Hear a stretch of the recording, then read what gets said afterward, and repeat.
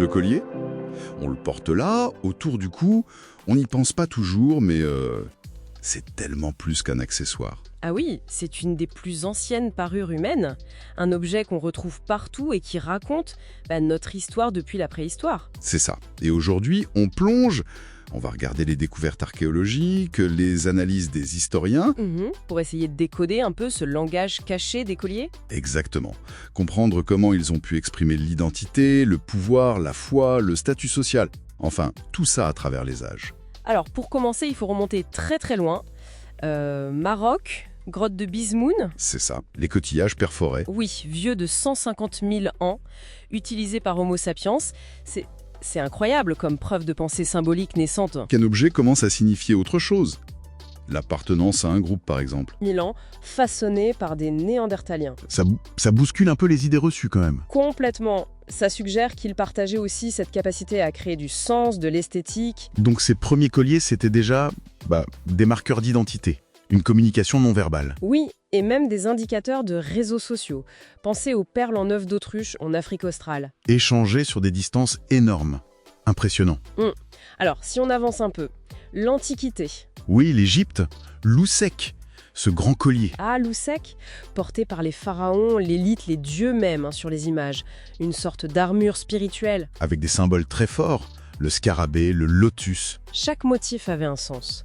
Renaissance, pureté, c'était pas juste joli, ça renforçait l'ordre cosmique, le pouvoir divin du pharaon, un vrai langage. Et à Rome, on retrouve cette idée de marquer le statut et de protéger aussi, non? Tout à fait, avec la boula pour les garçons et la lunula pour les filles nées libres. Des amulettes en gros. C'est ça, pour protéger l'enfant, montrer son statut légal, et on les enlevait à la puberté. Un rite de passage clair. Exactement. Et après, Rome, le Moyen-Âge, on continue sur la protection?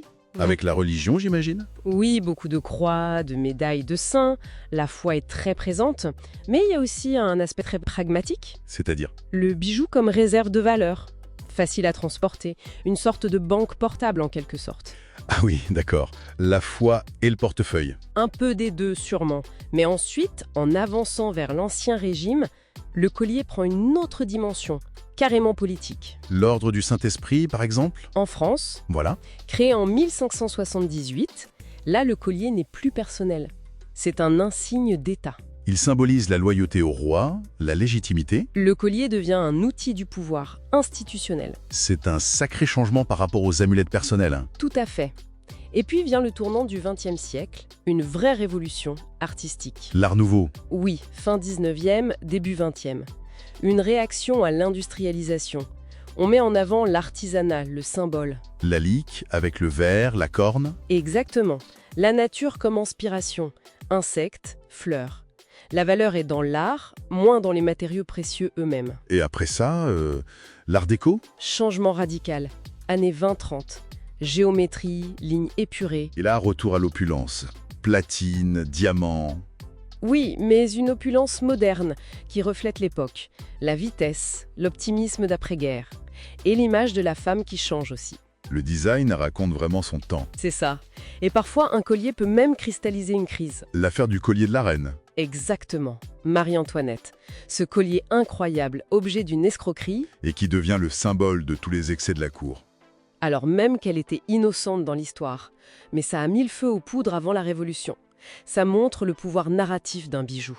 C'est fou comme un objet peut devenir chargé politiquement. Absolument. Et cette capacité à coder des messages, on la voit partout dans le monde. En Afrique du Sud, vous parliez des perles. Oui, chez les Zoulous, laine de Bélé, les couleurs, les motifs, c'est un vrai langage pour le statut, les émotions. Dans l'Amérique du Nord, le wampum, c'était plus qu'un bijou, non? Ah oui, le wampum des peuples autochtones. C'était un outil diplomatique, une archive des traités, la parole rendue physique. Essentiel. Incroyable! Et en Asie? Plein d'exemples. Le jade en Chine. Chance, protection. Les perles au Japon. Pureté. L'or en Inde. Le Mangal Sutra. Pour le mariage. Voilà. Qui indique le statut de la femme mariée. Chaque culture intègre ses codes, ses valeurs dans ses parures. Finalement, des premiers coquillages aux créations d'aujourd'hui, le collier, c'est comme un fil conducteur. Oui, un témoin de notre besoin de symbolique, de marquer qui on est, en quoi on croit, comment on s'organise. Un langage silencieux. Mais incroyablement riche. qui nous accompagne depuis toujours et continue d'évoluer. Et ça amène une dernière question peut-être. Si les colis ont toujours porté des messages aussi forts, Quel message, peut-être sans même qu'on s'en rende compte, est-ce qu'on continue d'encoder aujourd'hui dans ce qu'on choisit de porter? Ce lien entre l'objet, l'identité, l'histoire, il est peut-être toujours là, bien présent?